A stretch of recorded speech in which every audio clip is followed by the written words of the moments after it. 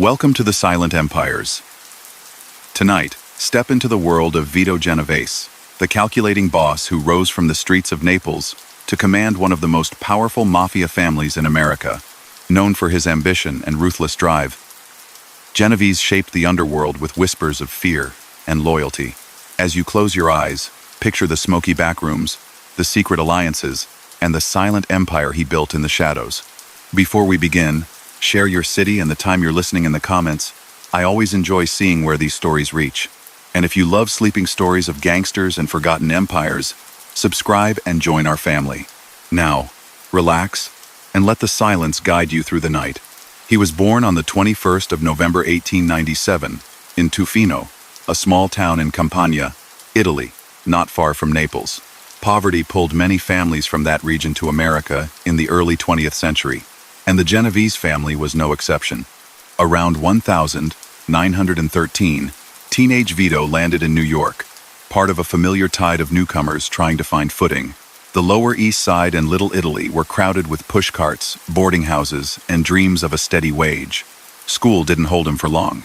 Work, quick money, and the safety of neighborhood crews had a stronger pull. In those blocks, boys measured strength by who watched their back and which street boss knew their name. By the late 1910 seconds, he was already known to police for petty crimes and strong-arm work. He learned quickly that fear, not friendship, set the price of everything from a truck route to a card game. When the United States outlawed alcohol in 1920, 1 million doors opened for anyone willing to move illegal liquor.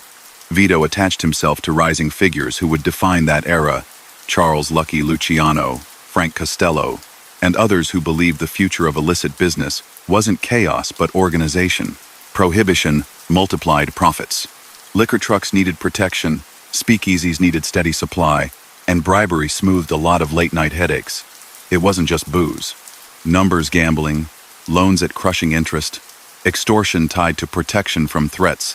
These were the rackets feeding entire networks. Through the early 1920 seconds, he earned a reputation for results. He collected debts, enforced decisions, and kept quiet. People around him understood that he preferred action to speeches, and that he treated rivals as problems to solve, not people to persuade. Law enforcement files from that time show his name popping up in investigations of bootlegging, hijacking, and the threats that kept routes and customers in line. None of this was flashy. It was the daily grind of illegal enterprise. He wasn't a showman. He was a climber. The big shift came at the dawn of the 1930 seconds during the Castellammarese War, a brutal power struggle between old guard bosses and a younger cohort that wanted a modern, profit-first syndicate. The conflict produced kidnappings, disappearances, and shootings in stairwells and cafes. Vito stood with the Young Turks, led by Luciano. Their vision was simple: business over tradition, discipline over feuds that burned money. In 1931, that struggle ended with two turning points. First came the assassination of Joe Masseria, the old-line boss who had resisted change. Historians and prosecutors long tied Vito to the conspiracy that removed Masseria, placing him among Luciano's trusted circle at a moment when loyalty and nerve determined the next decade. A few months later, Salvatore Maranzano, who had tried to crown himself supreme ruler, was also eliminated. The message was unmistakable. The old order was over. Out of that chaos, a new structure emerged. Luciano and his allies created a national body to settle disputes and carve out territories, a move intended to reduce the kind of violence that drew public outrage and police crackdowns. Inside the reshaped New York families, Vito rose fast. He became a powerful capo, and soon after, underboss to Luciano. That position meant reach, control over gambling halls, stakes in docks and trucking unions, slices of construction and garment trades, and the ability to decide who owed what and to whom. It also brought visibility. Politicians and officers who had once brushed off whispers now heard his name in briefings. To many on the street, his judgment carried more weight than a gunman's aim. Prohibition's repeal in 1933 closed one lucrative tap, but the machine adapted. The families leaned harder on labor racketeering, controlling access to markets, and maintaining a monopoly on high-stakes gambling. Bribery and intimidation held it together. Vito excelled at that world, enforcing discipline, expanding influence, punishing disloyalty. Over time, law enforcement grew convinced he favored narcotics as a profit center, a claim that would later become central in court. But in the early to mid-1930s, the record shows him focused on the proven staples: numbers, games, loans, extortion, and the protection schemes that wrapped around them. With power came rivals and disputes that spilled into headlines. One such conflict became a legal anchor in his story: a gambling quarrel involving a man named Ferdinand Boccia. Investigators said a rigged game escalated into threats and demands, and in 1934, Boccia was shot dead in a Manhattan cafe. It wasn't a random act. Prosecutors believed the killing was ordered. For a time, the case seemed unsolvable. People were afraid to testify, and those who talked often changed their stories under pressure. Still, by 1937, authorities gathered enough evidence to indict Vito for Boccia's murder. The arrest warrant turned the city hot. At that moment, Luciano's world shifted too. In 1936, he had been convicted in a major vice case and sent to prison. With his mentor locked away, Vito became acting head of the family for a stretch, managing a sprawling enterprise and navigating threats from inside and out. It was a fragile balance. The indictment for the Boccia killing, coupled with intense police attention, snapped it. Rather than stand trial, he left the United States in 1937 and went back to Italy. Witnesses saw a savvy move. He traded the risk of a New York courtroom for the protection of distance and old country ties. Italy in the late 1930s was under a dictatorship. Vito returned not as a poor immigrant boy, but as a wealthy, connected figure. Local officials noted his presence. Some welcomed the money he spent, others kept a wary distance. In that environment, black market deals thrived, and people with cash and nerve could insert themselves into municipal contracts, smuggling, and currency schemes. Reports from the period later, cited by Allied investigators, link him to clandestine trading, the kind that grows when shortages make every bag of flour and every crate of goods worth triple. He built relationships with powerful men, cultivated favors, and used fear the same way he had in New York, as leverage without a speech. Back in the United States, the Boccia case didn't disappear. Detectives kept working, flipping small-time associates, piecing together phone calls, movements, and whispered admissions. One potential witness, Peter Latempa, was arrested and agreed to cooperate. His information was critical. Prosecutors believed he could put Vito at the center of the plot. Then Latempa died in jail under suspicious circumstances before he could testify, a death that removed the prosecution's strongest thread. Others who surfaced as sources were either too frightened or discredited. The case remained open, but the practical path to a conviction narrowed. While he stayed in Italy, his American footprint didn't vanish. He still had loyalists in New York and New Jersey guarding his interests. Money moved, decisions got made, and fear kept a steady rhythm in the background. He was thousands of miles away, but the habits of control he'd built didn't evaporate. In neighborhoods where he had been known, people spoke his name with caution, half expecting the walls to listen. In this part of the story, it's important to be careful with language. Many events are documented in court files and journalistic investigations. Others rest on sworn testimony that was attacked by defense lawyers and doubted by some observers. Where records are firm, they show a pattern. Vito profited from and directed illegal enterprises bootlegging during Prohibition, gambling, loans, extortion, and labor racketeering. After repeal, and he was repeatedly linked by witnesses and police to violent enforcement, including homicides, though convictions were rare in those early years. The absence of convictions in that period didn't mean innocence. It more often reflected witness intimidation and the difficulty of building cases against insulated leaders. As Europe moved toward war, Vito's position in Italy gained another layer. The state's grip on commerce tightened, shortages deepened, and the black market became not just profitable, but essential to daily life. His ability to move goods and arrange favors made him powerful in local eyes, and troubling in the eyes of law enforcement officials who would later arrive with the Allied armies. He also lived well by the standards of the time, a contrast to the austerity many families faced. That contrast didn't go unnoticed. Through all of this, the same traits that defined his rise in New York traveled with him. A preference for structure over chaos, a visible disdain for romantic myths about the underworld, and a focus on money as the only score that mattered. People who crossed him paid a cost, sometimes losing businesses, sometimes getting beaten, sometimes disappearing from the world of rackets altogether. The details of those reprisals rarely made newspapers in full. Victims often chose silence, but the pattern formed a wall around him. When you trace the timeline from a small town in Campania to a seat near the top of organized crime in New York and back to Italy again, a few facts stand out. He climbed, thanks to Prohibition's flood of cash. He backed a modern vision of syndicate management that ended a ruinous street war and replaced it with a boardroom approach to crime. He ran crews that profited from illegal liquor, gambling, extortion, and labor schemes. He was linked by authorities to murders used to settle disputes or secure obedience, including the 1934 Boccia case. He avoided trials when he could and fought cases hard when forced into court. And when the heat rose in 1937, he chose exile over handcuffs. That exit didn't close the book. It turned the page to a new setting. From Italian towns and ports across the Atlantic, people still felt his reach. In New York, rivals moved pieces on the board, angling for position while he was gone. Some hoped time and distance would fade his influence. Others knew better.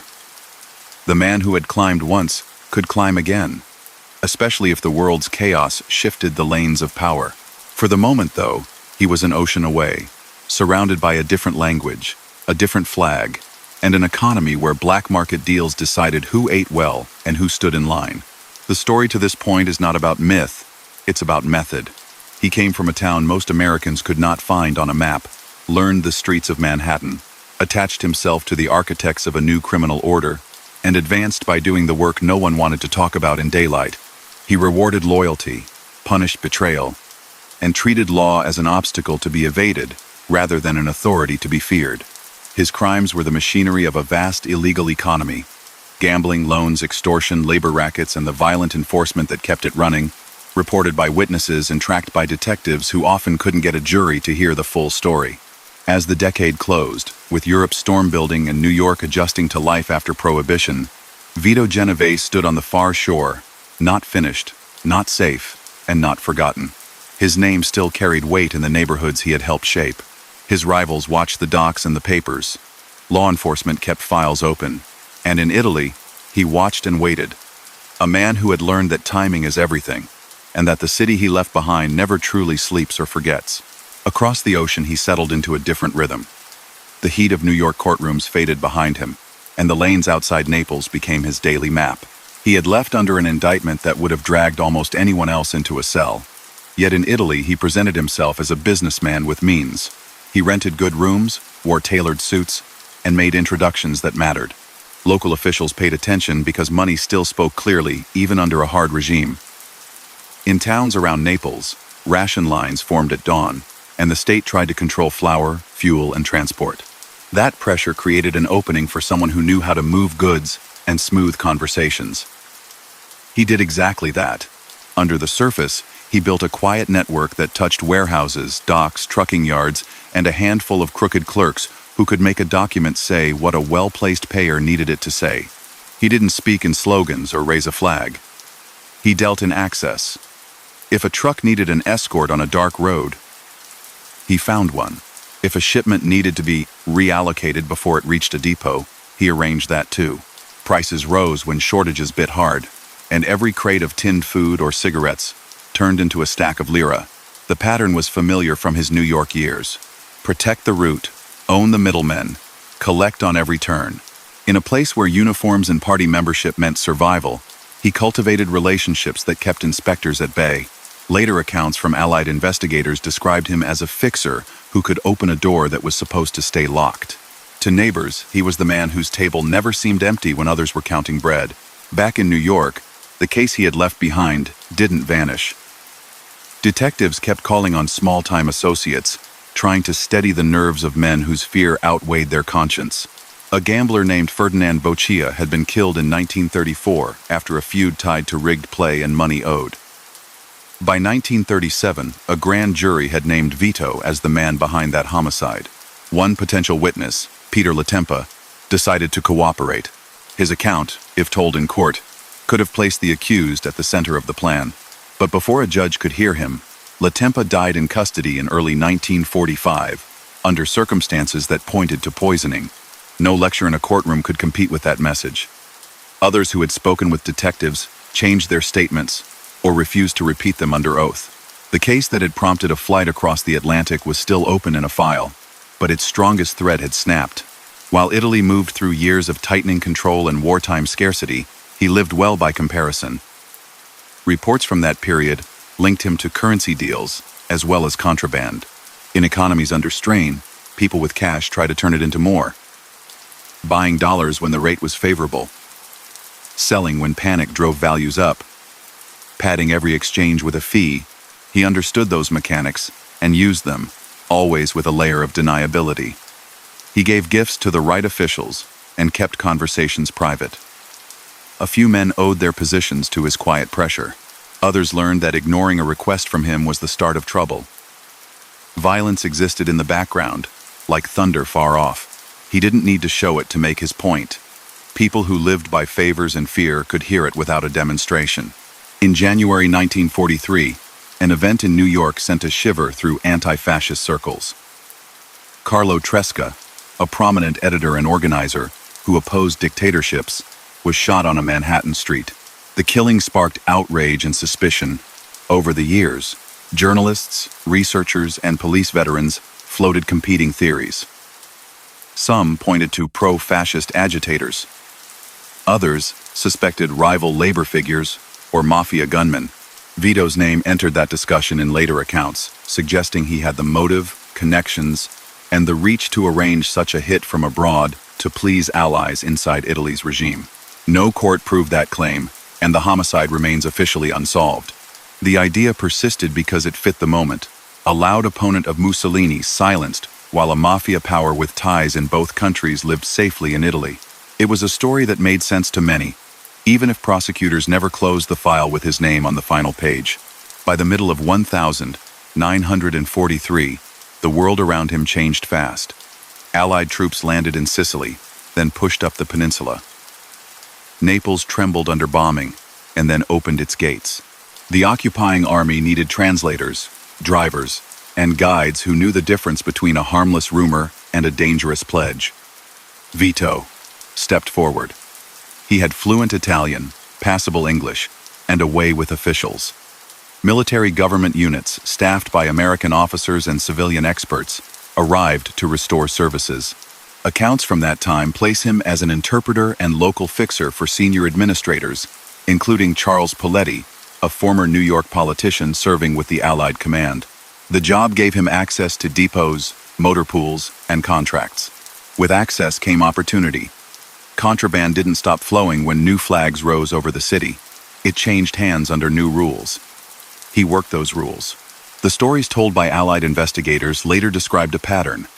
Trucks went missing and then reappeared, minus part of their cargo. Fuel and tires found their way into private yards. A signature moved a crate from one warehouse to another, and somewhere along the route the count slipped. Soldiers wanted cigarettes, civilians wanted flour and oil, and officers needed results, not audits. In that fog, a man like Vito could profit while keeping a smile for every uniform. He handed out favors to soldiers who didn't ask many questions, and to civilians who would remember the help when asked to keep quiet. Some officers tolerated him because he seemed to make chaos less chaotic. Others grew suspicious. The idea that a New York underworld figure had inserted himself into military government offended them. What changed his luck was a piece of information turned into a lead. Someone in uniform realized that the helpful interpreter had left America under an indictment for murder. The Army's criminal investigators began to watch. They asked questions about his income, about supplies he had access to, about the pace at which goods meant for official use slipped into the street market. Investigators set up meetings, listened for offers, and collected documents. When they felt ready, they moved. He was arrested by U.S. military authorities in Italy in 1944 and held while arrangements were made to return him stateside to face the old charge. He didn't talk much, and he certainly didn't admit to anything. But the protection he enjoyed in Italy evaporated once he was in custody, and the paperwork traced back to New York. Back home, the case looked strong on paper and weak where it mattered. Without Latempa, prosecutors had lost the witness who could tie the threads together. Others they hoped to call backed away or proved unreliable under cross-examination. The judge could only work with evidence presented in that room. In 1946, after the state failed to produce testimony that could survive defense challenges, the Bocha murder case was dismissed. The man who had fled to avoid a trial walked out of custody free. He had won not by persuading a jury of his innocence, but because the people who could say what happened either were dead or refused to repeat it in public. That result echoed a pattern in his life. Cases opened, headlines flared, and the system buckled when those who knew the most decided silence was safer. His return to American streets did not produce a parade or interviews. He resumed a posture he had held before. Quiet meetings, decisions relayed through intermediaries, disputes resolved out of sight. During his years away, Frank Costello had become the acting head of the family, once led by Luciano. Costello's style differed from Vito's. He preferred political ties, slot machines, and calm order to constant intimidation. The two men understood each other, but they were not aligned in temperament. For now, Vito took back pieces of his old influence in New York and New Jersey. Gambling routes reopened to him. Loan operations that had been guarded by loyal men once again sent a portion of their profits his way. A few rivals tested his resolve and quickly learned he had not gone soft. He also carried the confidence of someone who had evaded a long prison term. That confidence showed in how he handled attention. Reporters asked how it felt to be home. He did not answer. Detectives watched him enter restaurants and leave through alleys. He did not show his nerves. Unions in the garment district and on the docks felt a firmer hand. Companies that had drifted during the war years found themselves paying old fees again. The city had changed, returning soldiers, new apartment blocks, a different beat in the avenues, but the machinery of illegal earnings sounded the same. Numbers gambling thrived. Dice games filled basements. Bookmakers leaned on news from racetracks and football fields. On each of those trades, someone like Vito could place a toll booth and count, yet there was a shadow he could not shrug. Federal agents had paid attention to his wartime record. They knew he had ingrained habits with contraband and back-channel deals. They suspected he favored the narcotics trade more than his peers admitted. In those years, heroin and morphine base moved through ports and across borders in quantities that made fortunes if you could protect the route. The proof to convict him on those suspicions would come later, but the concern among officials was already written in memos. They took note of who he met, where he traveled, and which front businesses blossomed soon after he returned from Italy. He understood that attention and kept a careful pace, delegating steps that would put him on paper. The broader underworld also shifted in the late 1940 seconds. The national body that Luciano and his circle had built in 1931 still existed as a system to settle disputes and divide territories. New faces rose to prominence, bosses with their own style, and crews hungry for larger shares. The old guard had either died, been deported, or adjusted to a quieter life. Vito was not content with a modest role. He wanted the seat that came with final say over his family's direction. That meant patience and alliances. It also meant studying who would stand with him if he challenged Costello. He renewed old friendships with men in other boroughs and across the Hudson, offered support where it might be repaid, and watched for mistakes he could exploit. People who had worked with him before understood that his ambition was steady and that he stored slights like an accountant stores receipts. His personal life also drew notice. Years earlier, he had married Anna, a woman whose path to his side had been marked by controversy in the neighborhood. Their relationship carried the strains that follow a man in his line of work: separations, legal shocks, public whispers. In Italy, she had lived well while many struggled.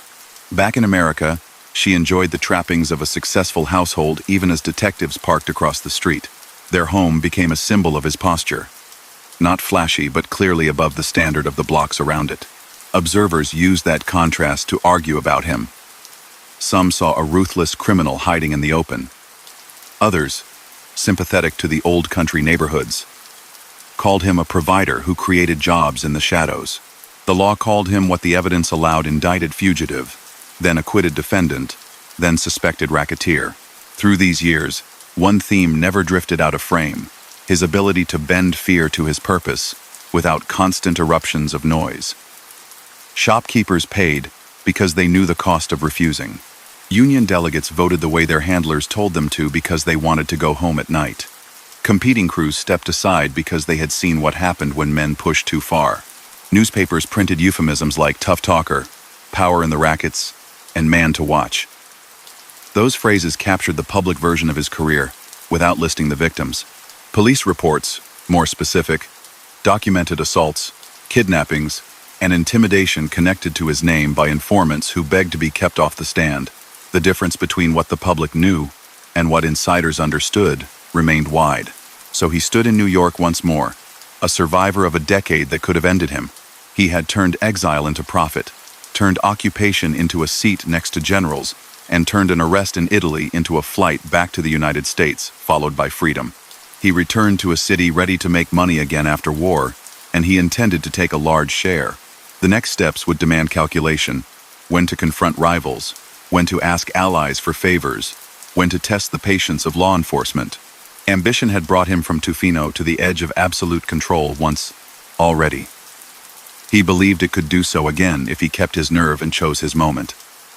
The stakes were high, and the house always tried to keep its advantage. He planned to change those odds the way he always had, through quiet pressure, relentless patience, and a willingness to do what others would not even say out loud. He came back to a city that had learned to make more money in peacetime than it ever had in war.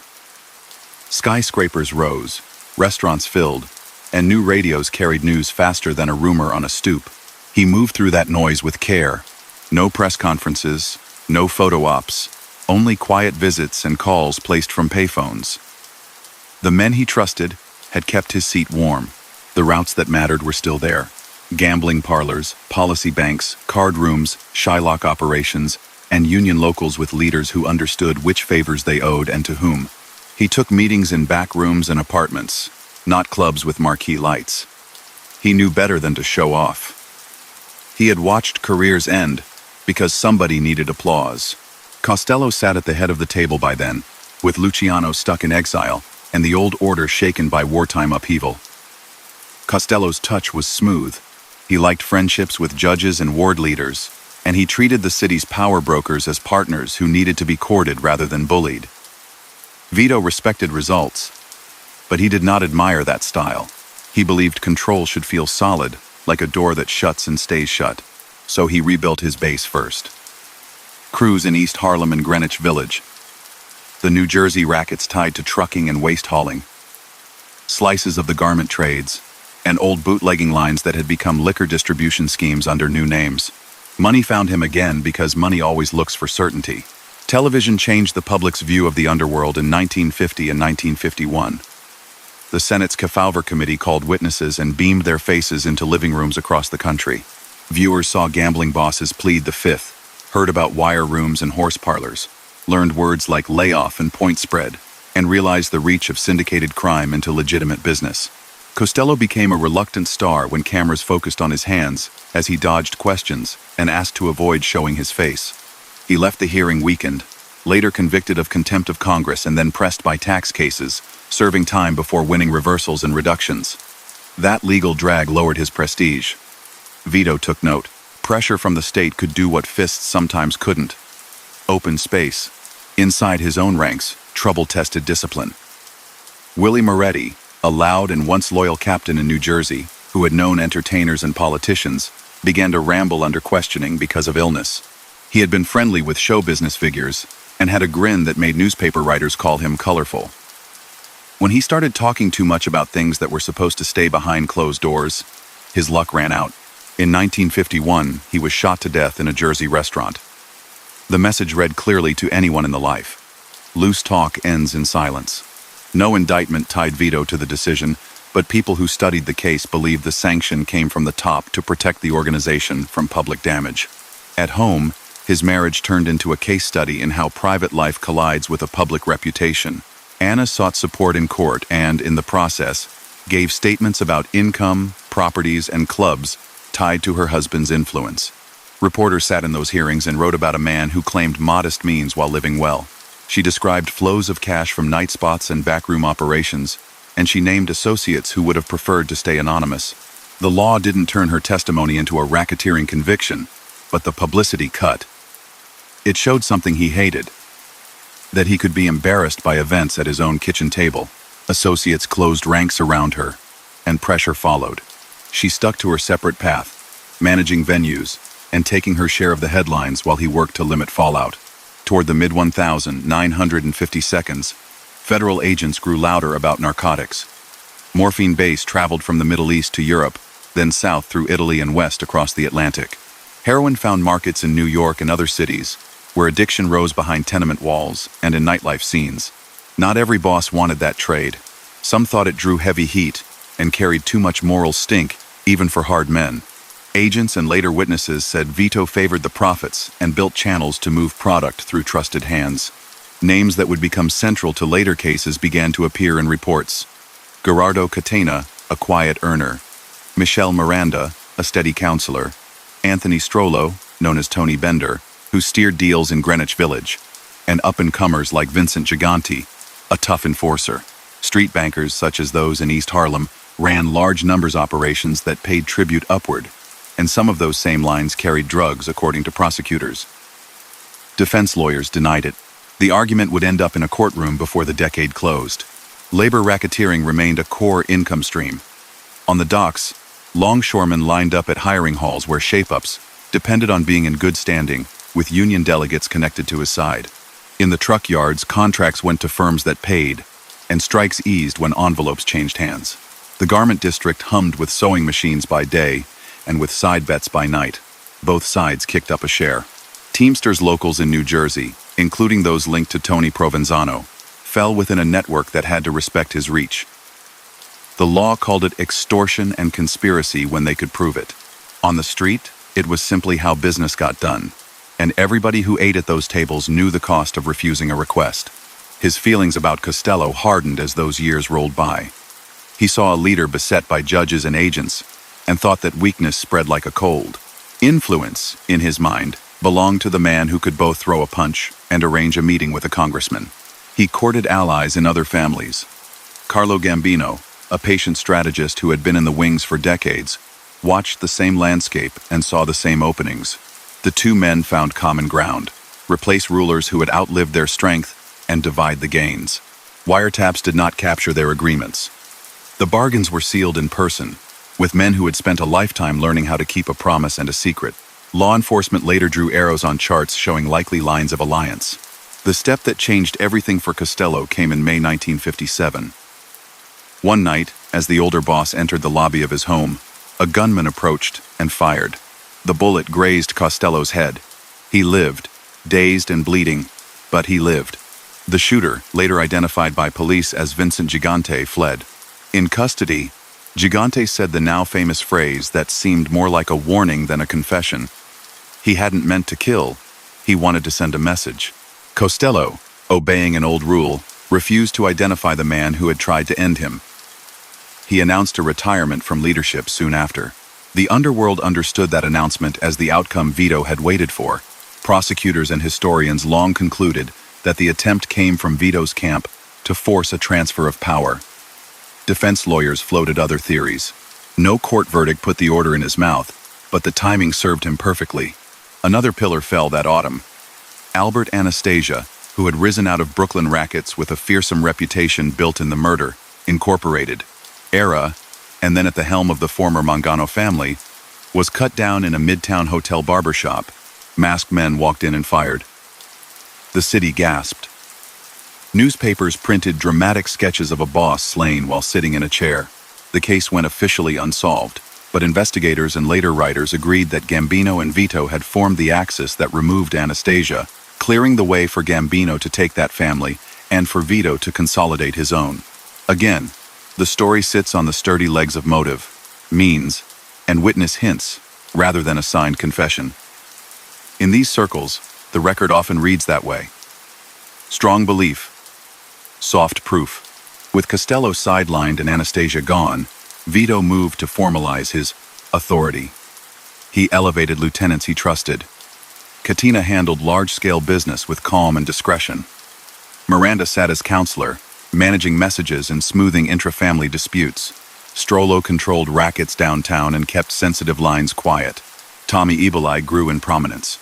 Younger faces took orders that climbed through those layers and ended at Vito's kitchen table. Across the country, bosses in Chicago, Buffalo, New Orleans, Tampa, and on the West Coast watched the shift in New York. The national body that Luciano had envisioned decades earlier needed a reset to reflect the new balance of power. Meetings were planned to affirm who held which seats, to settle quarrels, and to set broad policy, including, according to many later accounts, the scope of narcotics dealing each crew would be allowed. He wanted order, but his way. That meant fewer headlines and fewer turf wars that spilled into the street. He preferred decisions whispered at a farmhouse, a lodge, or a clubhouse outside the city. Control, to him, was measured by how little noise business made while profits rose. He also understood that after the attempt on Costello and the fall of Anastasia, the police would swarm. He told men to keep their heads down and to treat meetings like rare events. Confidence made him bold even as caution made him shadow his steps. He picked a quiet spot upstate, owned by a friendly host, where cars could roll in off country roads and where a state trooper might only notice the number of license plates, not the significance of the guests. While that plan matured, agents worked their own map. They had read the newspapers. They knew who had just won and who had lost. They leaned on informants, checked hotel registries, watched train stations, and searched the suburbs for unusual movement.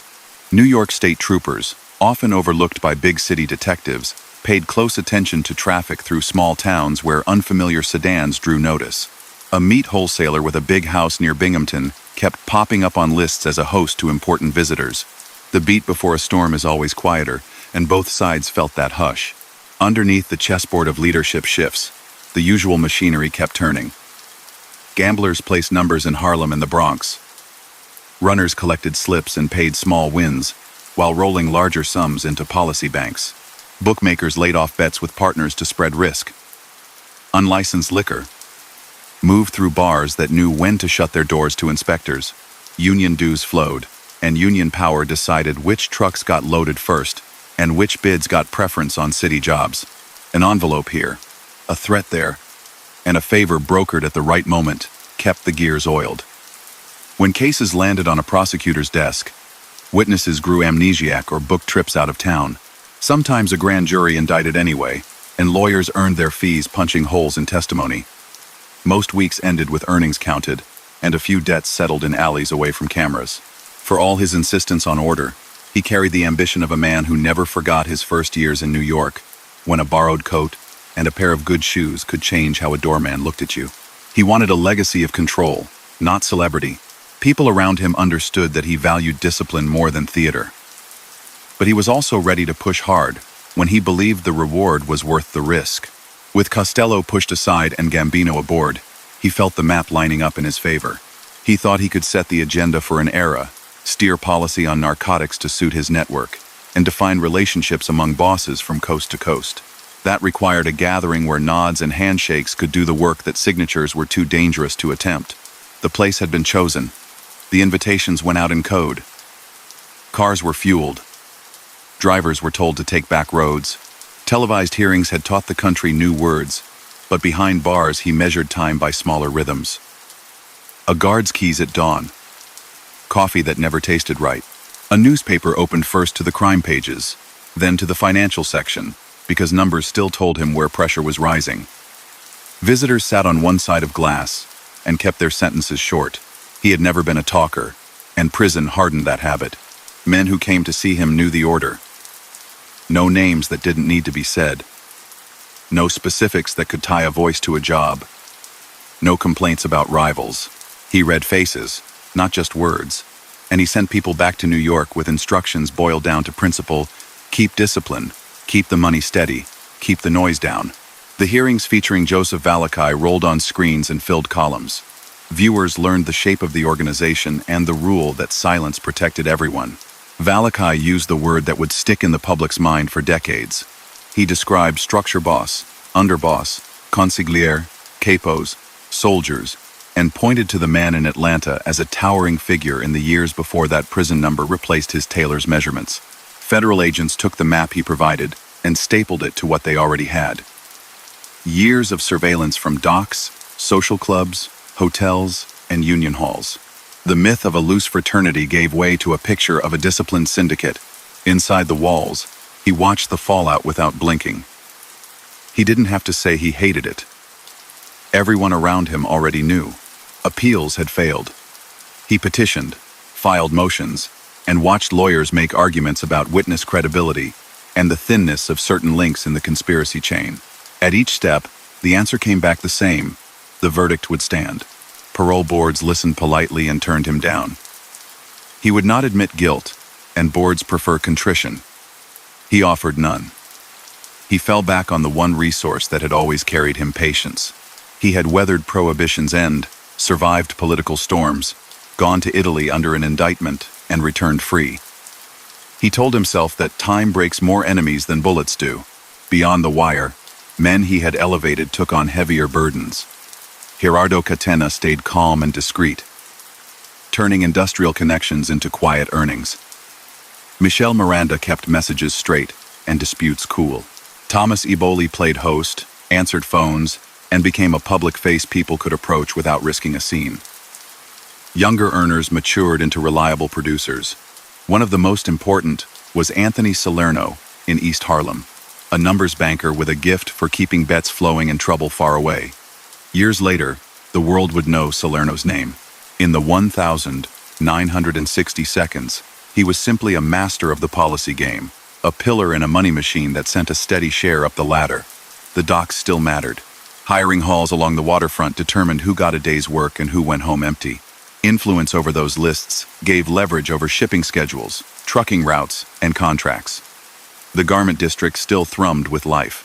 To get cloth moved and racks delivered on time, bosses greased hands that could slow a shipment or speed it past competitors. On the Jersey side, waste hauling and construction remained vital. Bids came in, and somehow the right firm won. And after that, the right envelopes found their way back to the people who made sure trucks rolled without vandalism or delays. Investigators called it extortion when they could explain it to a jury. Inside the life, it was simply the cost of doing business. Federal pressure didn't let up. The Justice Department put weight on labor racketeering cases. The FBI tracked visits to prisons, chased down hotel bills that put familiar faces in the same city on the same night, and listened wherever judges would sign a warrant. The goal wasn't just to build a new case against the man in Atlanta. It was to stress every rung below him until cracks showed. Some men folded. Some disappeared. Most carried on, because the habits he had reinforced: tight control, slow moves, and very few public displays gave the family a stability that other groups lacked. There were moments when prison walls felt thin. A rumor drifted in about a long-planned meeting in another city, an argument between families that might spill into gunfire, a judge who seemed unusually eager to challenge a sweetheart plea. He watched, judged, and signaled through intermediaries when a word from him might tilt a balance. The government believed he still exerted influence over commission-level decisions, even if the mechanics were muddy. Defense attorneys waved that off as fantasy, the wishful thinking of agents who wanted a puppet master for every string they saw moving. The truth likely sat somewhere in the middle. He was not powerless. He was also not omnipotent. He still mattered because he had spent decades teaching his people how to run a quiet empire, and they were good at their jobs. His health began to sag in the mid-1,960 seconds. Chest pains, dizziness, and the general fatigue that comes to men who have spent their lives in tension landed him in medical units more often. He was moved for treatment and observation when doctors recommended it. Each transfer made news. Reporters wrote that the old boss was unwell. Photographers tried to catch a glimpse as he was led past a gate. He disliked being a spectacle, but health doesn't bargain. He met it with the same cool expression he had used at arraignments. Even now, show nothing. Anna moved through this period like a comet with her own trajectory. Years earlier, her court statements had forced him to absorb publicity he would have done anything to avoid. She managed nightclubs where music filled the rooms and stage shows drew crowds, and she kept her own counsel. They were legally bound while living separate lives, an arrangement that said as much about the distance between them as any headline. People in their circle took sides. He tried not to let any of it reach into business. But no one in his position gets to draw a perfect line between private rooms and public consequences. In 1965 and 1966, the country watched other families veer into chaos. One boss disappeared. Factions traded plots and threats. The commission, the very mechanism designed to prevent vendettas from destroying profits, had to work harder than ever. Agents said he weighed in through messengers, pressing for order. Allies like Carlo Gambino preferred clear lanes and steady checks. So did he. The fewer newspaper covers with words like war and gangland, the better. The goal was always the same: keep earnings high and attention low. That ethos placed him, even from a cell, on the side of restraint. His name still floated in narcotics investigations, even though he was serving the sentence that had defined him in the public mind as a drug boss. New cases born from foreign seizures and American arrests traced their logic back to roots established years earlier. Prosecutors said he had helped normalize those profits for the organization. Defense lawyers pointed out that you can't run import lines from a prison cot. The history mattered more than the debate. By the late 1960s, federal law enforcement had adopted a posture that treated major city families as engines for both old rackets and the drug trade. He had become the model they held up when arguing for tougher statutes and broader surveillance powers. Prison life, for a man like him, narrowed the world but did not empty it. He built routines. Morning walks in the yard when weather allowed. Cards played for time, not for money. Conversations that were really a series of pauses and glances. He kept a tight inner circle. People who had known him since the Lower East Side years lasted. People who came with the flash of later decades did not. He tolerated no boasting. Bragging was a liability in 1919, and in 1968 it was worse. He said little and listened to everyone, a habit that had saved him more than once. The question of who would follow him hovered. The label used by the outside world had already fixed itself to the family's name, and that would not change. Inside, leadership requires more than a title. It needs patience, a feel for people, and the ability to earn without attracting a storm. Katina had that calm. He was also under increasing pressure from investigators. Others were capable and, as the years turned, would take their places, sometimes as public faces meant to absorb lightning, while quieter men steered from deeper shadows. He had always favored that model fronts that could be traded out without exposing the real center of gravity. The resentments that come with aging did not spare him. He had built a reputation on walking into rooms where men older than him listened closely. Now he depended on men younger than him to carry out the work, and he had to accept that not everything would be done his way. Pride has ruined more than one crew. He kept his in check as best he could, correcting what could be corrected, and letting the rest ride so long as revenue didn't dip and patrol cars didn't start circling the same block twice. Some of the cases from the early 1960s reached their final chapters in these years. Associates were convicted, appealed, and either came home or didn't. The state picked off the fringe and sometimes snagged a more central figure. Each headline about a conviction brought a phone call in some apartment where a meeting had to be moved and a job reassigned. The family's size and depth allowed that flexibility. It was not one man with a circle. It was a network of crews bound by shared interest and a common discipline, and that made it resilient under pressure. By 1968, his health demanded a different level of care. He was transferred to a federal medical facility where older inmates and those with chronic conditions received treatment. Doctors monitored his heart and prescribed the same rest that physicians advise but patients rarely respect. He still read papers with the same attention. He still asked after names that didn't appear in public because the only names that mattered were the ones you never saw in print. He had outlasted many enemies. He had also outlived a world that believed the old codes could keep crime tucked out of sight forever. Television, troopers on country roads, and defendants who chose to talk had changed that. On a winter day in 1969, the story reached its final line for him. He died in federal custody at the medical center, a man who had once walked tenement streets as a newcomer, then sat at the top of an empire built on fear and favor, and finally watched the machine he shaped continue without him. He was 71. The notice ran in papers with the expected phrases, underworld leader, narcotics conviction, suspected architect of meetings and murders that prosecutors never proved. There were no crowds chanting outside a cathedral, no grand speeches, only quiet arrangements and a burial that fit the life's last years. Guarded, private, and out of the spotlight he had always tried to avoid. What remained was an organization stamped with his preferences. It valued quiet strength over showy threats. It made money from stable rackets, gambling, loans, labor influence, and allowed associates to handle legitimate businesses that provided cover and steady income. It treated narcotics as a profit center that came with risk, leaving the dirtiest work to layers of intermediaries. It preferred meetings in living rooms to statements on courthouse steps. It understood that the most dangerous man in any room is the one who does not need to raise his voice. His record, seen through court files, investigative reports, and the caution of witnesses who survived to talk later, shows the arc clearly. He climbed through bootlegging by enforcing roots and debts. He helped push the old guard aside to modernize a criminal economy. He rose under Luciano, then sought ultimate control, and achieved it by applying pressure where it counted. Alliances formed quietly, enemies removed in ways that rarely reached a jury.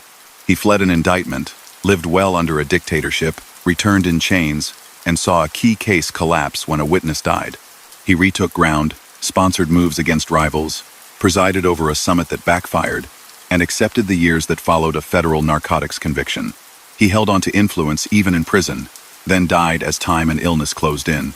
The cities he touched kept moving, because cities always do. But for a long era, neighbors in certain blocks lowered their voices when his name came up. And men who ran numbers or loaned money or controlled hiring lists measured their choices against what he would want. That is the kind of control he always chased, the kind that does not need a newspaper photo or a grand title to exist. It travels person to person, favor to favor, and it outlasts the man who set it in motion. When people say a man is gone but his shadow remains, they usually mean memory. In his case, the shadow was a set of habits that outlived him. He had spent a lifetime teaching crews to keep still hands while counting money, to fix problems before sunrise, and to treat noise as a tax on profit. After his death, those habits lingered in neighborhoods and offices he once touched, and the city kept hearing his name as a reference point whenever detectives, writers, or prosecutors needed to explain how modern organized crime learned to wear a suit instead of brass knuckles. His story didn't need more drama. It needed clear lines. How he rose, how he held power, why he fell, and what his methods left behind. He understood early that control comes from routine. During Prohibition, he watched routes like a bookkeeper watches a ledger. Trucks moved at certain hours. Cash dropped at certain corners. A slow shift in a driver's schedule could mean trouble, so he drilled a rule into his crews. Predictability is armor, but only if you control the pattern. That outlook stayed with him through bootlegging, protection, loans, and later narcotics. He favored systems that turned chaos into a schedule. Meetings had to be short. Messages had to be simple. If a job needed 10 words, use 5. If a dispute could be fixed with a sit-down, avoid letting street soldiers turn it into a scene. The press loved to call any top figure a boss of bosses. That label belonged to an earlier era that ended with bullets in 1931. When the old pyramid collapsed and a round table replaced it, he knew no one could sit above everyone else forever. He did believe he could steer the agenda if he built enough support. That belief shaped the push against Costello and the coordination with Gambino. It also fed the idea of the upstate meeting, a grand show of order that instead cracked open the door for state troopers and cameras. Even there, his instincts were visible. He chose a rural house, miles from city reporters, and told men to arrive quietly. He misjudged only one thing: that a watchful trooper could turn license plates and full coat racks into a national story. Some pieces of his record live in the gray. The 1934 Boccia shooting is a good example. Prosecutors said a dispute over gambling and money owed ended with an arranged killing in a Manhattan cafe. Years later, a warrant named him as the man who wanted Boccia gone. The most willing witness, Peter Latempa, died in jail before he could testify, and that death looked like poison to many who examined it after the fact. No court proved that he ordered it from Italy, but the timing and the benefit hardened suspicion. The case was dismissed not because the story lost plausibility, but because the system relies on living witnesses who will speak under oath. In his world, removing a witness was often more effective than rebutting a charge. The same fog covers the Carlo Tresca murder in 1943. Tresca was a loud voice against dictators and against criminal interference in unions. He was shot on a New York sidewalk. Some theories point to political extremists. Others suggest labor rivals. Still others say a mafia player with friends in Italy arranged it. His name appears in that last version, framed as a gift to foreign allies and a favor to local partners.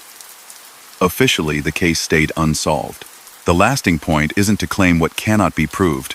It's to show the range of circles he walked in politics, labor, and crime, where a single act could move multiple interests at once. His Italian years helped explain the rest. Under rationing and wartime shortage, he learned how to profit from scarcity without drawing a spotlight. He became a translator for Allied administrators, giving him access badges, fuel, and storage yards. The job wasn't a disguise, it was an opportunity. If you control where a truck turns and who signs a release, you can open a gap for goods to slip out. He understood that most people care about results more than rules. If he could make a chaotic port function, many officers looked the other way when a crate went missing. That habit solved a problem, secure a favor, collect your due, carried back with him to New York. People close to him said he valued 3 kinds of capital: fear, loyalty, and silence. Fear alone burns out. Loyalty alone gets tested. Silence alone can look like weakness. The balance of the 3, backed by steady paydays, gave him a grip that felt firm without being loud. A shopkeeper who paid each week didn't need to see a gun. He needed to believe that skipping a week would be a mistake. A union steward didn't need a threat. He needed to know that his nephew's job depended on a yes vote. A bookmaker didn't need a promise. He needed to feel that a certain percentage was cheaper than seeing runners roughed up or a rival placed next door. These exchanges were crimes even when the handshake felt ordinary. That ordinariness hid how much pressure sat under the surface. Law enforcement pushed back with better tools. After the upstate meeting, the FBI admitted what local cops already knew. A national network existed. Agents filed reports city by city on the most influential figures, a list that included his lieutenants.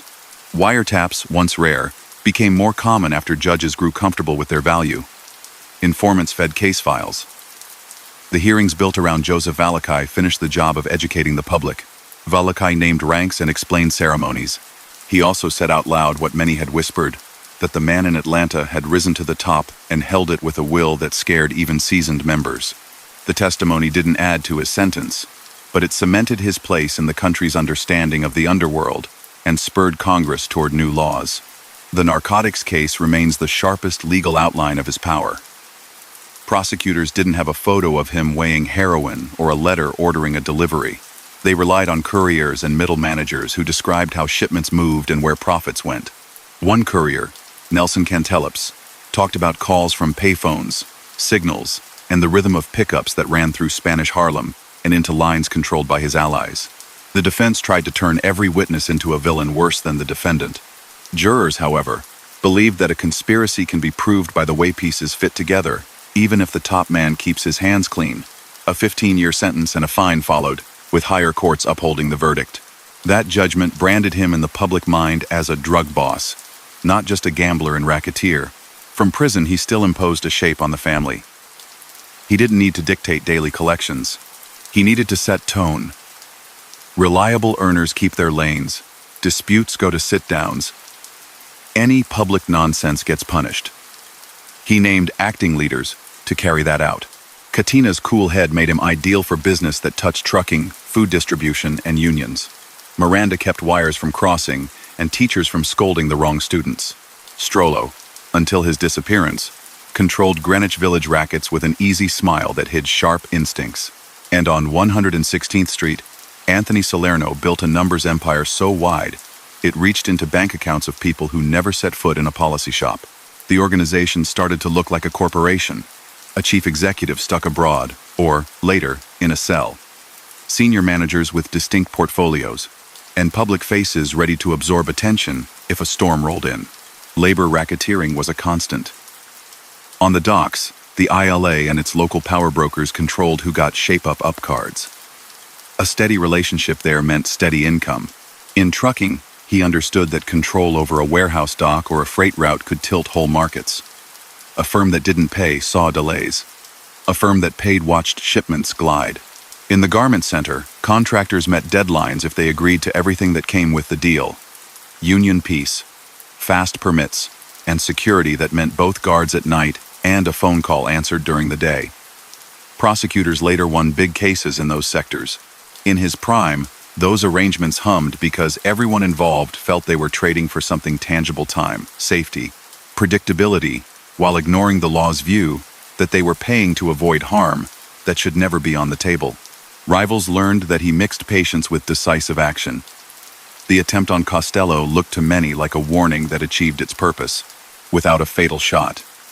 The hit on Anastasia, widely attributed by investigators to a coalition that included Gambino and his camp, removed a man whose taste for headlines didn't fit the new era. Anthony Carfano's end cut away a loud connection to the old Costello world. Tony Bender's disappearance signaled that even senior figures who strayed or worried the boss could vanish. None of those episodes brought trials that sealed the story with verdicts bearing his name. Insiders, police memos, and the logic of who benefited filled in the gaps. He didn't invent that approach, he perfected it. Publicly, he cultivated the opposite of flash. No long coats with dramatic collars, no headlines by choice. If a courtroom forced him in front of cameras, his eyes stayed flat, his voice short.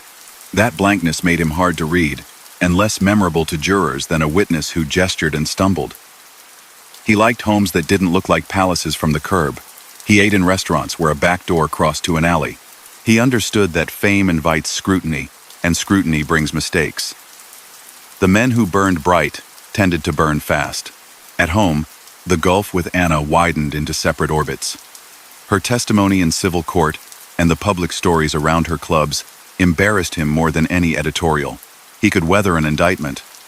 He hated being reduced to a character in a domestic dispute. Still, the marriage persisted on paper.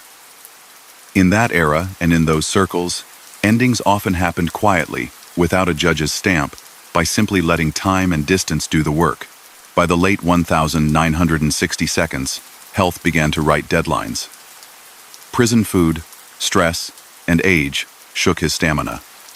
Doctors recommended rest. He accepted tests, but rarely admitted weakness. Transfer to a federal medical center didn't soften reality. He had served long enough to feel the edge of every day. He still followed news about crews, courtrooms, and markets. He still cared about who sat where at a table he could no longer visit. When the end came, it came in custody. He was buried without parade. The city noted it and moved on. Afterward, the family that carried his name refined the method he favored. Acting bosses appeared, while quieter figures steered policy. Thomas Eboli took a turn as the visible head and died in a 1972 street ambush that signaled how dangerous the top chair remained. Frank Thierry, a calm strategist, became the public boss in the later 1970 seconds, the first American convicted under racketeering laws crafted after Valakai's testimony. Anthony Salerno, the numbers king, presented as the boss during the 1980 seconds and served a long term after federal prosecutors brought a sweeping case against leaders from multiple families. Behind those figures, investigators and later witnesses said that other men held the real reins. Vincent Giganti, the same soldier once linked to the Costello shooting, rose to power, masking it for years behind quirks that baffled jurors until wiretaps and informants cut through the act. Each of those chapters showed the durability of the blueprint he left. Low profiles, strong management, diversified income, and layers that protect the center. His name also helped shape the law. Congress responded to the clarity Valakai offered by passing statutes that treated ongoing criminal enterprises as single organisms instead of a list of isolated acts. The Organized Crime Control Act arrived in 1970, with RICO provisions that let prosecutors connect bosses to crimes carried out by subordinates if they could prove a pattern and a role in directing the enterprise. He didn't live to see it used, but his career served as Exhibit A in hearings that argued for it. Agents studying his rise and methods didn't want to chase individual shakedowns forever. They wanted a way to say, this structure is the crime. They got it. His reach into popular culture grew as films and novels mined that history. Directors, without naming him, built characters from the outline of his ambition and control. Writers sketched bosses who pushed aside rivals with a nod and built alliances that outlasted street fights. Viewers learned words that were once whispered in club back rooms. The danger of that attention is romance. The safe answer to romance is remembering the victims. Workers whose wages were skimmed, business owners who paid because they were scared, communities where addiction rose while someone counted profits. He made himself the kind of man people avoided crossing. That doesn't make him admirable. It makes the record clear. Even in death, debates continue. Some argue he hastened the turn toward narcotics, pushing profits higher while knowing the human cost. Others note that many routes existed before and after him, and that international suppliers would have found buyers regardless. Some call him the architect of a stable, corporate-y style underworld. Others say stability is a self-serving word for pressure that kept neighborhoods afraid. What he would have called it is simple: business. That word, spoken in his accent and flat delivery, explained everything to him. To the law, it explained nothing. That tension between self-justification and statute defined his entire life. Look at the through line and you see consistency. He started as muscle and turned into management. He replaced the romance of outlaw gangs with the discipline of a boardroom. He chose allies for patience, not fame. He wielded fear efficiently, not extravagantly. He encouraged corruption in offices that should have stood apart. He brushed against politics when it helped, and avoided it when it threatened to pull him onto a stage. He treated trials like storms, to be endured behind closed doors. And when opportunities arose, prohibition, wartime black markets, post-war construction booms, the rise of union power, remote meetings meant to codify order, he took them. That is the real story, stripped of myth and complete with the parts nobody would brag about in daylight. The city he helped shape has since grown past some of those old rackets. The piers moved. The garment trade drifted. Even so, new versions of the same schemes appear wherever there is money to be skimmed and fear to be sold. The lesson his career teaches investigators is not just to follow cash, but to watch for routines that make illegal business look normal.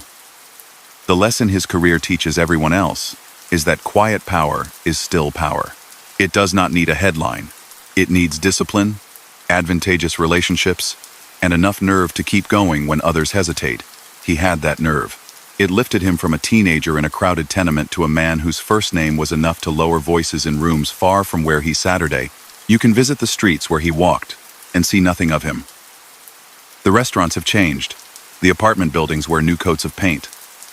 The clubs that once took bets now sell coffee. But in the layered memory of the city, the story remains, told by old records, faded clippings, and case files that smell like basements. His crimes were real and broad: bootlegging, extortion, loan sharking, gambling, labor racketeering, and a narcotics conspiracy that finally put him away. The violence that protected those profits is part of the record too, even if court verdicts rarely carried his name beside the word murder. That is why the story sits in the real world, not in fiction.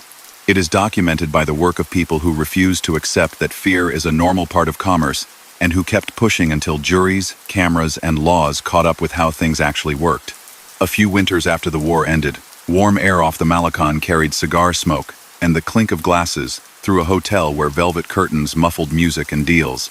Havana drew men who liked cash to move quietly, and who preferred casino lights to cold city snow.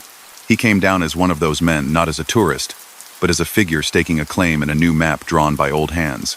The host behind the scenes was Meyer Lansky, the numbers mind who treated gambling like a balance sheet. The central guest was Charles Luciano, deported but hardly retired. In those rooms, bosses and brokers from several cities talked about casinos, bookmaking, labor, and the most controversial question of all, whether narcotics would be treated as an enterprise to regulate or a taboo to leave to freelancers. He kept his counsel, watched faces, and pressed his case that the future belonged to those who could set rules and make them stick. Different accounts describe the friction. Some say he went to undercut Frank Costello. Some say he traveled to show support and test whether Luciano still had the strength to direct from exile. What's certain is that Havana made clear the stakes. Not long after, pressure from Washington forced Cuba to throw Luciano out. Rumors long claimed that a quiet tip helped that outcome, a move that, if true, would have been a neat piece of strategy: remove a rival by making him a diplomatic headache. No court ever proved that. The story endures because it fits the way he moved: indirect, patient, and always thinking 2 doors ahead. Back in New York and New Jersey, he worked on the ground-level details that make a syndicate run. He stitched together crews from old neighborhoods and new suburbs. In East Harlem, policy wheels spun behind candy stores and barbershops. He didn't invent that economy, but he built dependable lines from players to bankers to collectors who carried satchels at dawn. In Greenwich Village, Tony Bender managed card rooms and after-hour spots, where decisions could be made without drawing neighborhood gossip. Across the Hudson, Jersey crews linked trucking depots, waste-hauling routes, and union halls to a schedule that kept money running on time. The method was never loud. The point was control without spectacle, the kind that made a warehouse foreman nod before a truck's doors opened and a restaurant owner fold a paper bag without anyone raising their voice. He studied labor because labor moved everything. On the Manhattan waterfront, control over hiring lists at the shape-ups meant control over a workday. If your name was called, you ate. If not, you waited. That leverage turned into influence over tug services, stevedore firms, and strike calendars. In the garment district, delivery schedules decided which shop made rent. Drivers who made on-time drops were rewarded. Drivers who wandered learned to keep a better route. 1,000 small decisions added up to a quiet tax on commerce. In courtrooms, prosecutors called it extortion. On loading docks, men called it life. He preferred to sit well away from those ramps and let trusted delegates handle the long days. Money changing hands at that scale always needs a shield. So he mixed bribery and favors with a civic sheen whenever possible. A ward leader received help filling tables at a fundraiser, and in return a permit flowed faster. A local official's cousin found a job, and in return, inspectors stopped stopping by. None of this was written down. Most of it traveled through people who owed 2 different types of loyalty, one to their public office, one to the quiet man whose call they would never ignore. That blend kept cases hard to build. A ledger might show payments to a supplier, but not the pressure behind the bid. A contract might look standard, but the terms had been shaped in a living room miles away. The path of heroin in those years ran through places he knew well, and places he touched through partners. Morphine base left fields in the Middle East, and traveled to Corsican chemists around Marseille, where laboratories turned yellow paste into white powder. From there, product moved through ports in France and Italy, sometimes through Cuba before the Revolution, sometimes through Canada, and into neighborhoods in New York where middlemen could be trusted to cut, pack, and distribute. Not every boss wanted any part of that. Many thought it guaranteed too much attention, and too many ruined lives near their own front steps.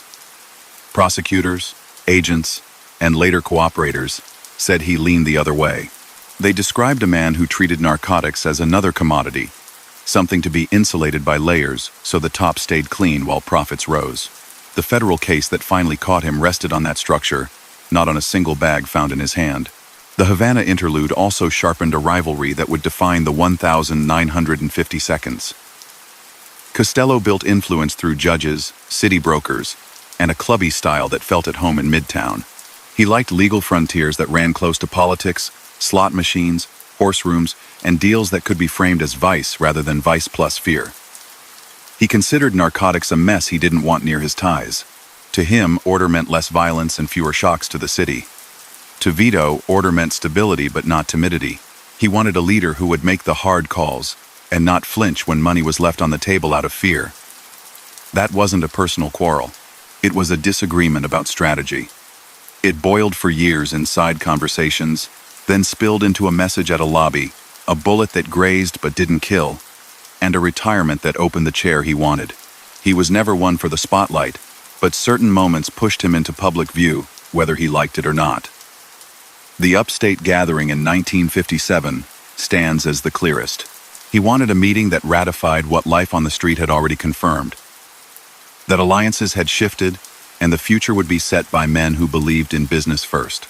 The troopers who wrote down license plate numbers turned that plan into a lesson about how quickly quiet can turn into a headline.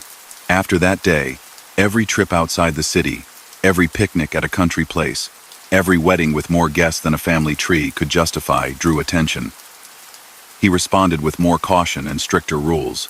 He also learned that the state could become a character in the story, not just an audience, in a way that hadn't been true in his bootlegging years. The narcotics trial pulled threads together.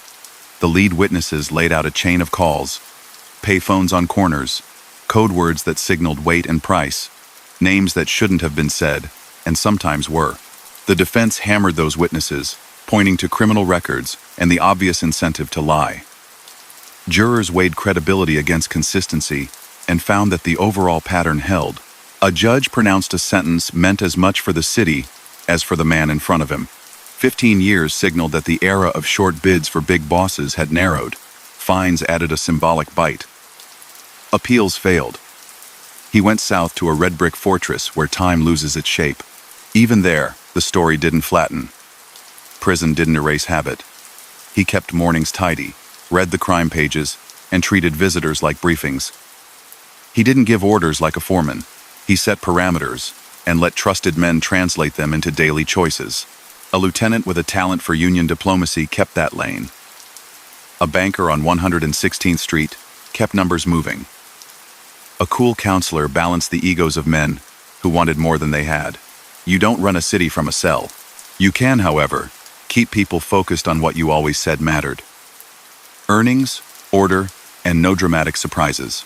Those rules didn't save everyone. Tony Bender's disappearance shocked people who had grown used to his charm. His smile had opened doors since the 1,930 seconds. And he had a way of making a demand sound like a favor. By 1962, he was gone without a trace. Speculation ran wild. Maybe he had made the wrong promise to the wrong person. Maybe he had grown too friendly with the wrong agent. Maybe his own ambition had outpaced prudence during the boss's long absence from the street. Whatever the reason, insiders took the message. Rank did not protect you from consequences. Outsiders saw another mystery attached to a name that already carried too many. Joseph Valakai's break with the code landed like a thunderclap in that same season. He killed a fellow inmate in fear and panic, then decided that his best chance to live was to explain the structure to people who had always suspected, but had never heard it described so plainly. He told senators how men took an oath. He pointed to a hierarchy that matched what local detectives had sketched on chalkboards for years. He said the name that members used for themselves, and the term stuck. In doing so, he became the first widely known insider to draw the map on television. It didn't add time to the boss's sentence, but it made future cases easier to sell to juries and pushed Congress toward laws that treated an enterprise as a single crime, not as scattered acts. His personal life stayed complicated. Anna moved through Manhattan nightlife with style that drew photographers and headlines he would have paid to avoid. Their legal disputes aired details about income, streams and property that helped reporters storyboard who paid whom and when. She talked about clubs, partners, and cash in a way that made some men sweat. He absorbed the damage with the stoicism that had always been his armor. He couldn't control every voice anymore. He focused on the lanes he could still affect. His reach extended into New Jersey, where Teamsters' power grew into a force that could deadlock a port or unfreeze a warehouse. Leaders like Anthony Provenzano built careers that combined labor clout and street backing. Investigations in later years described lunches where a contract's fate was decided in a few sentences. If a trucking firm carried the right card and paid the right fees, their trucks moved. If not, problems multiplied until a quiet phone call fixed them. He didn't attend those lunches. He didn't need to. The people at the table were there because of a structure he had reinforced over decades. The wider underworld felt his imprint in its style. Carlo Gambino's calm rise paired well with the model he preferred. Fewer outbursts, smoother transitions, and a politeness that disguised absolute resolve. Joseph Bonanno tried a different approach and crashed into a wall of resistance that led to exile and an autobiography that said too much. Joe Profaci ruled with tight fists over his flock until new figures pushed change. Tommy Lucchese stayed the insider's insider, the man who understood every lever in city commerce. Across those names, one theme held. The leaders who lasted shared his taste for low light and steady money. The ones who told jokes to columnists or picked loud fights tended to draw endings that arrived in the middle of dinner. Law enforcement advanced, piece by piece. The top hoodlum program turned regional offices into long-term watchers. The Omnibus Crime Control and Safe Streets Act of 1968 gave a clearer path to court-approved wiretaps. Cases got better because evidence got better, not because the men got louder. If anything, his generation's insistence on caution taught younger crews to whisper even more. Yet that caution did not beat a microphone buried in a wall or a judge who allowed a listening post under the right limits. Bit by bit, that changed the terms of how the game was played. He lived long enough to see those changes arriving. Transfers to a federal medical center signaled a body that couldn't carry the old pace. Even then, he received the paper each morning and scanned for names that meant something to him. He kept count in his head of who was out, who was in, who had cases pending, and who had started taking meetings that suggested a promotion or a fall. Age didn't blunt that instinct. It just narrowed the circle of men who could still carry out directions. It is worth stating plainly what his crimes were, without romance and without exaggeration. He participated in and directed bootlegging during Prohibition. He profited from illegal gambling, loans at illegal rates, and extortion framed as protection. He held sway over labor rackets that turned essential work into leverage.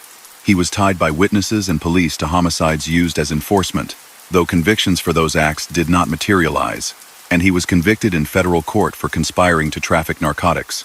Those acts hurt people in visible and invisible ways. A shop owner who paid a weekly fee priced that fear into every loaf and coat. A longshoreman who lost a day's work lost rent. A neighborhood that watched addiction rise lost time, health, and hope, while somebody counted bills behind closed doors. He left behind a structure strong enough to survive his death. Acting bosses appeared when pressure was high. Quiet decision-makers steered when public faces fell. The family that took his name became known for patience and business sense, traits he prized. Leaders who followed, from Aboli to Thierry to Salerno and beyond, adopted parts of his playbook even when their personalities differed. Prosecutors built landmark cases in the 1,980 seconds using statutes written after Valakai's hearings, and those cases often named the successors he had either chosen or allowed to rise. Even then, the organization adjusted, proving again that systems outlast the men who assemble them. The cultural echo films, books, TV, served up versions of him with names changed and scenes embellished. Those portraits caught pieces of truth, the flat voice, the small gestures that meant a lot, the way fear can feel like a business deal if you dress it up. They also missed the grind that defined his power. Most days were not dramatic. Most days were meetings, envelopes, and reminders to keep a lid on anything that might explode into a headline. That grind is how whole sections of a city can be bent without breaking, how a name can become a weight that settles over a block without a single person saying it out loud. He once told a young earner, according to a man who later repeated the line, that the only scorecard that matters is the one nobody sees. That sentence, whether remembered perfectly or polished in the retelling, explains him. He wanted power that didn't need applause, profit that didn't need a trumpet, order that didn't need a parade. The public saw flare-ups, a meeting in the country, a courtroom verdict, a headline about a witness on television. The real story ran under that surface, built on habits learned in tenements, refined in boardrooms without nameplates, and enforced by the understanding that refusal carries a cost. If you walk those old blocks now, you won't find a plaque. You will find the ordinary rhythm of a city that has survived every kind of ambition.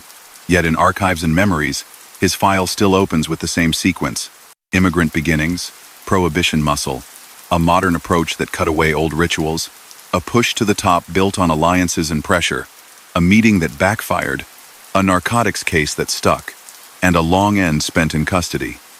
The balance sheet is simple even if the routes were complex. He made money by breaking laws and bending people. He kept power by organizing fear and loyalty, and he left a map that others followed, even as the law learned to read it better than it ever had before. If you sit with the record long enough, the noise fades and the pattern stays. A teenager crosses an ocean, finds a place in a world where quick cash beats slow wages, and discovers that calm decisions made in closets can move more people than any speech. He traded luck for method. He treated every era as a market with rules that could be rewritten if you had the nerve. The crimes weren't a mystery. Bootlegging in the dry years, threats that became payments, loans that kept desperate shopkeepers afloat at rates that sank them later, illegal gambling that turned nickels into rent for entire crews. labor rackets that bent shipping schedules and construction bids, and, finally, a narcotics conspiracy that jurors weighed and judged. The story, when told plainly, is a ledger with columns you can't erase. He built influence by exchanging certainty for tribute. A cafe owner didn't pay for a miracle. He paid to know trouble wouldn't walk in the next day. A contractor didn't split revenue because he loved company. He did it because police checkups slowed for those who cooperated and sped up for those who didn't. From the Lower East Side to New Jersey docks, that exchange repeated until it felt like routine. That's what scares as much as any headline the way fear can dress as normal. He understood alliances as architecture, not friendship. Luciano's reforms after 1931 suited him because they promised predictable profit instead of feud-driven waste. Costello's middle-of-century poise suited the city, but offended his sense that leadership should not flinch. Gambino's caution fit his own taste for quiet. He moved those pieces with patience. When he miscalculated when a hilltop meeting turned into a trooper's notebook, he adapted, not by roaring, but by folding deeper into quiet. The crimes that never saw verdicts still sit where history can see them. Investigators long linked him to the 1,934 Boccia murder. A witness died before testifying, and a judge dismissed the case. Reporters and officials argued over the 1,943 Tresca assassination. Theories reached for his name because he had motive, means, and the right friends in the wrong places. But prosecutors never closed the file with his signature on it. The 1,957 attempt on Costello and the slaying of Anastasia reshaped New York power. The street believes he had a hand in both, while the courts didn't say so. Those events show how power can change a city without leaving courtroom footprints. He made Italy a proving ground. Under ration lines and wartime scarcity, he bought access and monetized shortages. When Allied troops arrived, he translated words and turned passes into opportunities. Trucks rolled, crates thinned, crumbs became loaves for the right households. The pattern held when he returned. Control the choke points docks, hiring halls, trucking depots, union offices, and you control cash without ever touching a register. The narcotics conviction is the sharpest line because it is the one a jury drew. Couriers talked about calls from phone booths, code phrases, and envelopes that changed hands faster than a traffic light. Middle managers described who nodded and who paid. The defense said every witness lied to save himself. The jury believed the pattern, not any single mouth. 15 years turned conjecture into consequence. Appeals failed.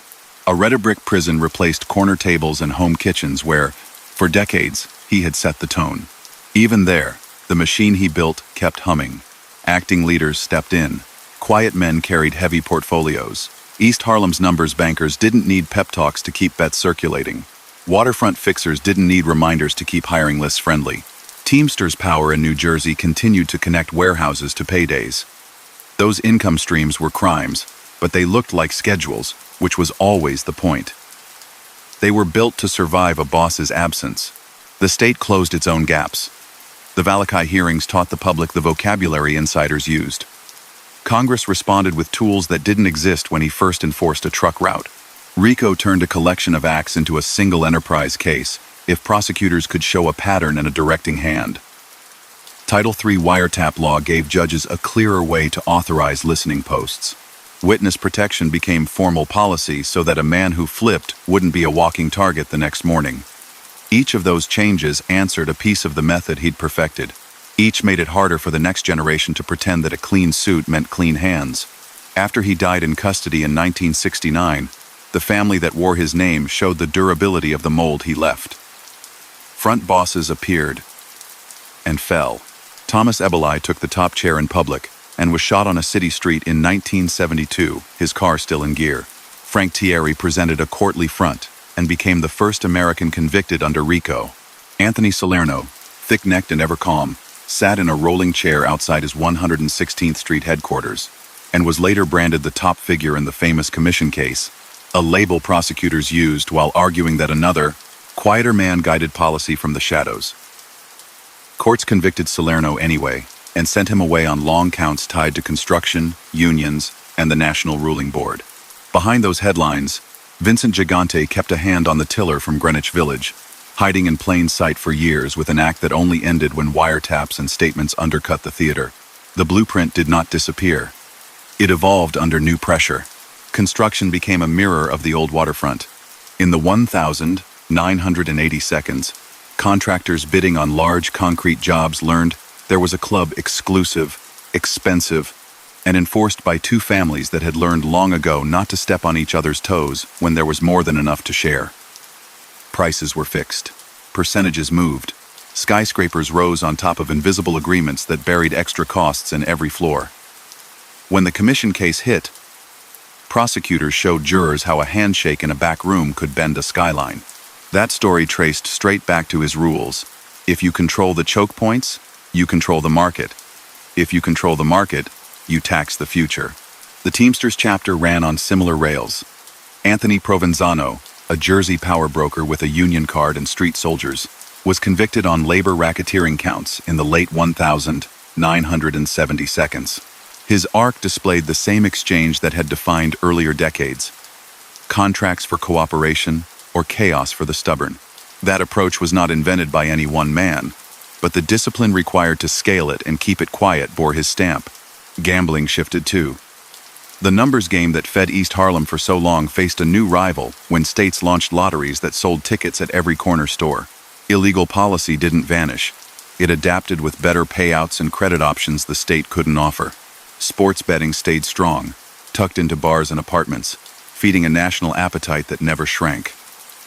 Las Vegas blossomed under corporate lights, while back rooms in New York never emptied. The houses changed. The habit did not. The quiet tax on risk that he had always understood remained a solid earner for crews that kept order. Writers and filmmakers turned that history into stories that traveled. Names were altered, shirts were darker or lighter, and endings bent toward drama. Audiences learned the rhythms: Sunday dinners, coded toasts, backseat decisions without smelling the fear that made it all function. When a script gave a character his flat speech and colder patience, the echo was deliberate. Real life had shown that the most dangerous choice is often the simplest. Wait. Listen. Press when the other side exhales. That was his way. It looks dull until you measure the lives it bent. Historians who sifted archives after his death kept a careful tone. They labeled as fact what court records and sworn testimony supported. They flagged as disputed what only informants or rumors supplied. They drew lines between violence that prosecutors proved and violence that replaced a jury with a shrug. That caution matters. Truth in this field often arrives wounded. Witnesses change stories. Files go missing. Cases die because a man in a cell never wakes up for trial. Even so, the outline is stable. The crimes he directed and profited from are documented. The harm they caused is measurable. The legend should never be allowed to fog the ledger. Think of the neighborhoods that carried the cost. On a pier, a longshoreman who didn't pay the right dues in cash watched his name slide down a list. In a garment loft, a contractor priced kickbacks into a jacket that a working mother then paid more to buy. In a tenement stairwell, an addict stared at a chipped handrail while a peddler counted. In a small restaurant, a family added $1 to every plate because an envelope disappeared each Friday. Multiply those scenes by years and boroughs, and you get the true scale. It isn't measured in headlines. It's measured in thousands of small surrenders. He never explained himself in interviews. He left no memoir to lit a different angle on the past. What survives are glances in courtrooms, transcripts of lawyers speaking for him, and the memories of people who stood at the edge of his shadow. From those pieces you sense a constant. He believed that order beats romance, that patience beats pride, and that money beats both when the math is good. He did not think of his choices as villainy. He thought of them as business. That word can sound tidy. It wasn't. It was a mask worn to make transactions feel unavoidable. The end, when it came, was quiet. A medical center, an old man, a file that closed with a stamp. No procession, no televised farewell. The street already knew the next names. Friends and enemies alike learned from his example even when they swore they hadn't. The state learned too, building better cases, protecting witnesses, and treating a criminal enterprise as a single living thing, rather than a pile of isolated arrests. If legacy is counted not in monuments but in methods, His legacy is twofold: an approach to illegal profit that prized discipline and distance, and a legal counterstrike designed to reach past the front door and into the boardroom behind it. Walk out into a late night, and the city's sound returns: buses, laughter, a saxophone too far away to place. Somewhere, someone is counting. Somewhere else, someone is refusing to pay. Between those 2 points, law and habit still wrestle. His life illustrates the cost of letting habit harden into rule. He rose from nothing, organized fear, made money, bent markets, and died under guard. He left behind a machine that others drove until it broke under pressure, and a set of lessons the law reads like a manual. That is the shape of it, with no romance and no gore, only the facts as the record supports them, and the harm as the neighborhoods remember it. Close the file and the city keeps moving, but for a long time, in certain rooms, his name stayed a pause in the conversation, the reminder that power can be as simple as a nod, a schedule, and a door that opens only for the right knock. And that was the story of Vito Genovese, the ambitious and calculating boss whose reach stretched from Naples to the heart of New York. His empire, once built on fear and power, now lingers only in history's quiet shadows. Thank you for joining me tonight here at the Silent Empires. Don't forget to share your city and the time you're listening down in the comments.